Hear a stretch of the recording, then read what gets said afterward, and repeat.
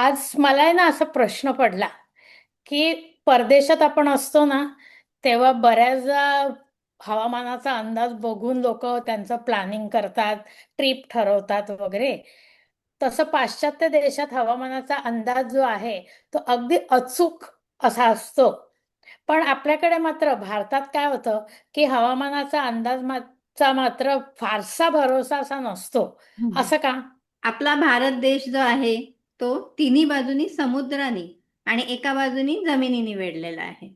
Tropical आणि सब tropical भाग असं त्याला म्हणतात. अशा भागात आपला भारत देश आहे. या भागातलं हवामान अस्थिर असतं, म्हणजे सतत बदलणारं असतं. मग त्याला काय कारणं असतात तर भौगोलिक स्थिती, वातावरणाची अस्थिरता यासारखा एकमेकांवर परिणाम करणाऱ्या हवेतल्या घटकांमुळे आणि त्याच्या गुंतागुंतीच्या स्वरूपामुळे हवामानाचा अचूक अच्छा. अंदाज जो आहे तो 100% मिळवणं अवघड असतं.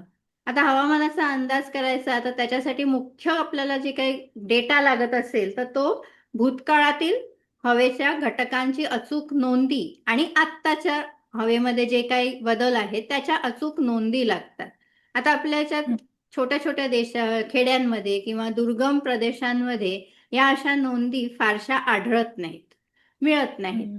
त्याच्यामुळे मग अशा प्रत्येक क्षेत्रानुसार जर हवामानाचा अंदाज करायचा असेल तर त्याची गुणवत्ता जी आहे ती अचूक होण्यासाठी म्हणजे तशी कठीण शक्यता जातं. जरा कमी होते की ते अचूक होईल असं.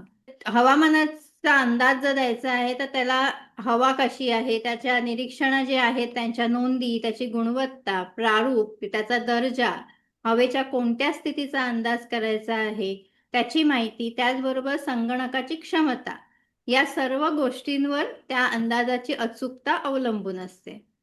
हवामानाचा अंदाज व्यक्त करण्याची एक जुनी पद्धत होती, ती म्हणजे काय तर भूतकाळातल्या हवामानाचे नमुने घ्यायचे, हवेचे घटक त्यांचे निरीक्षण करायचं आणि त्याला दोघांचं समीकरण करून एक अंदाज तयार करायचा. पण आता हम्म. ही गणित समीकरणं जी आहेत, गणितिकच आहेत ही समीकरणं, तर ती सोडवताना त्याचा जो अंदाज यायचा तो अपूर्णांकामध्ये यायचा. मग त्याच्या जवळच्या आसपास कुठेतरी जाऊन त्याप्रमाणे ही शक्यता वर्तवली जायची की आज पाऊस येईल, उद्या पाऊस येईल किंवा आता उन्हाळा इतके दिवस लांबणार आहे वेगळे. त्यामुळे ते अपूर्णांकातलं असल्यामुळे अगदी डिट्टो म्हणजे तो तंतोतंत 100% नाही होत. तंतोतंत तो अंदाज व्यक्त होऊ शकत नाही.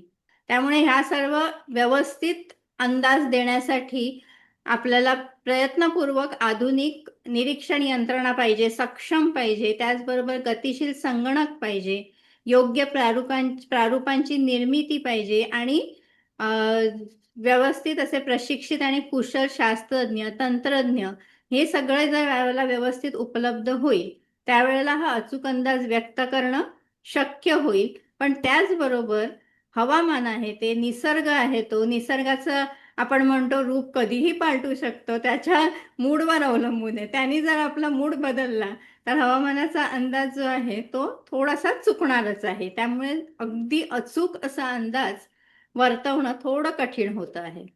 भारतात. ओके, ओके, कळलं कळलं.